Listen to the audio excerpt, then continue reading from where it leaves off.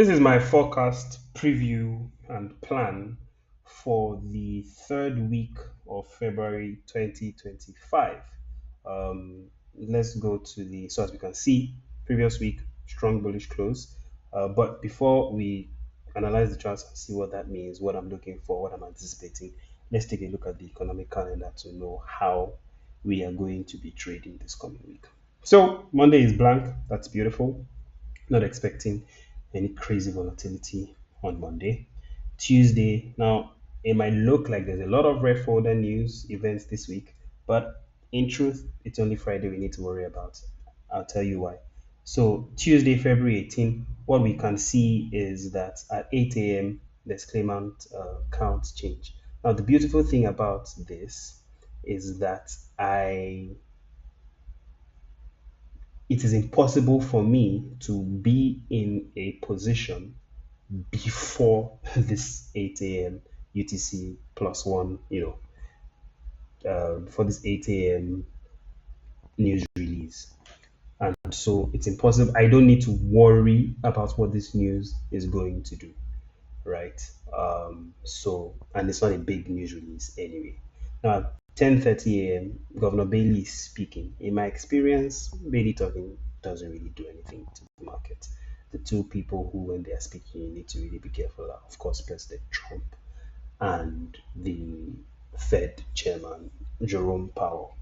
Now, of course, it's tentative. We don't have the time yet when Trump will be speaking, but he tends to speak between New York kill zone and London close kill zone. So between 9 and 11 a.m. New York time is when Trump tends to speak. I would hope to be out of any trade before he gets on a mic. Now, Wednesday, there's the Bank of New Zealand monetary policy statements, the rate, essentially NZD's FOMC, but that's happening at 2 a.m., so could not be bothered about that. The pound CPI, again, big one, pound CPI, 8 a.m. But that is, again, is the first news release of the day, and it's essentially it's happening at the start of London session. And so I will be seeing that is going to set the tone for the rest of the day. So nothing to worry about there. And then of course at 8 p.m. FOMC meeting minutes. Now it's 8 p.m. I will be trading at that time. 2 is meeting minutes. It doesn't really do anything to the market. On Thursday there's unemployment claims at 2:30. Unemployment claims isn't a big one. So I'll just, if a setup is shaping up, during New York kill zone, for example, on Thursday, the only thing I need to do is wait for the unemployment claims candle to print. And then, if it permits me to enter, I'll take a trade. What you don't want to be doing is trading on Friday morning. Now, it's this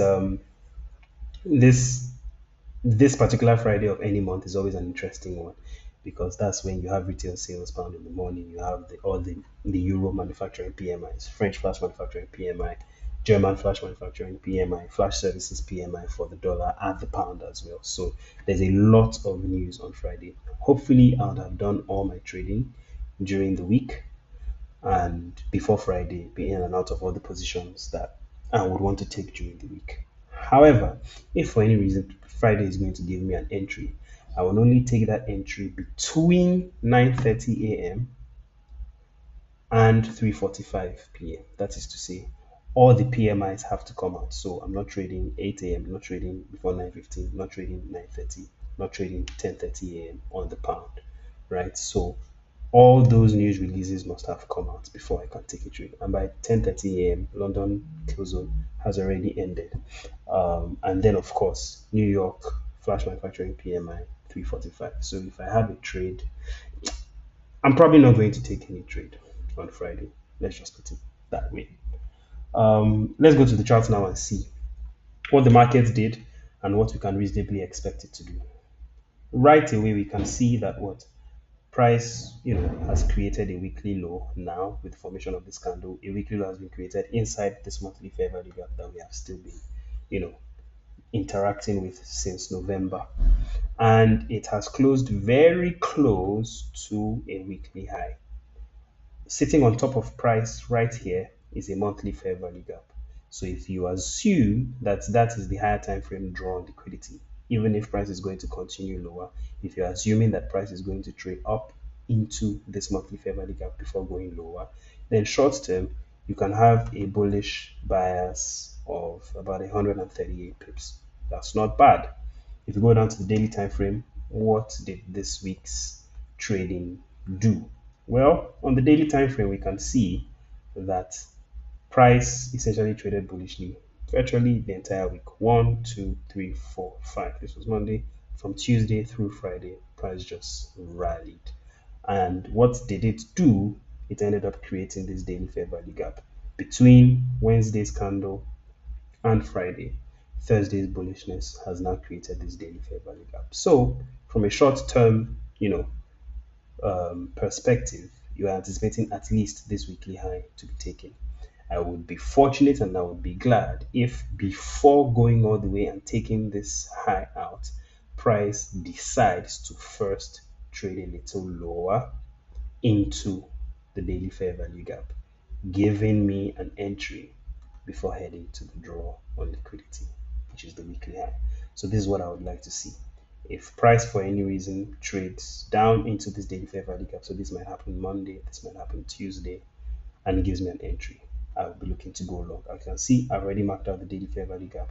I have also set an alert. Similar story on the pound. Now, the difference with the pound is that there's no immediate weekly swing point that you would anticipate being the draw on liquidity because this one has already been taken out on Friday. However, there is a monthly fair value gap sitting on top of price in a similar position to where the monthly fair value gap is on euro dollar. So if we're anticipating and price, look, this is daily time frame, creating higher lows, higher lows, higher lows, higher high, higher high. So if we are just merely anticipating the bullishness to continue, similar situation, you want to see price trade into this daily fair value gap, give an entry, take it long out of there. Now, New Zealand dollar is the only one that has a bit of a conflicting. It's not really conflicting when I break it down. You see what I mean.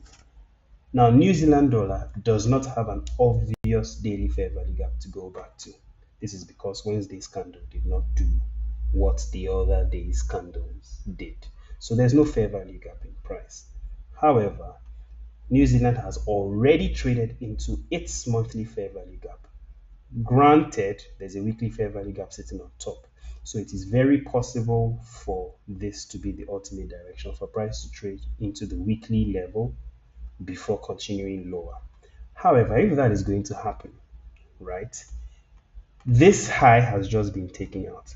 And in my experience, even if this high isn't going to start the ultimate move lower that will take price all the way back down to these lows, you can reasonably expect some short-term bearishness from there. And that will be enough for me. Now remember that on all the other pairs, on the euro and the pound, there are daily fair value gaps sitting below where price currently is. If they are going to trade lower into those fair value gaps before trading higher, then it means you can expect some short-term bearishness. The difference, however, is that the pound and the dollar are not at points, higher time frame points of interest for me from where I would want to take a short. However, the New Zealand dollar is. So if we go down to the 4 hour, you can see that there are multiple 4 hour fair value gaps that price could look to trade back into and trade away from. There's this one, there's this one, and there's this one. I'm anticipating price, to trade all the way back down to somewhere around, let's say, this second one. If that is the case, what I would like to see, because price is trading inside that monthly fair value gap, and so the only thing I need to see for me to take a short trade is I want Asia session when Monday rolls around to do something like this, right? Or can even trade lower, don't really care. But I want to see that then get raided. I want to see that get taken out. And I will then look to take a short entry back into the fair value gaps. So my overall bias is bullish, as we can see from the analysis I've done on the euro and the pound. But for me to take those euro and pound trades, for example, this first leg of the arrow needs to happen. This bearishness needs to happen for price to trade into the daily fair value gap. For that to happen, it means there needs to be some bearishness in the market. Now I have a reasonable point in price on New Zealand dollar where I can expect that bearishness to occur. So my trading plan for this week is essentially first, I want to see New Zealand dollar give me a short entry.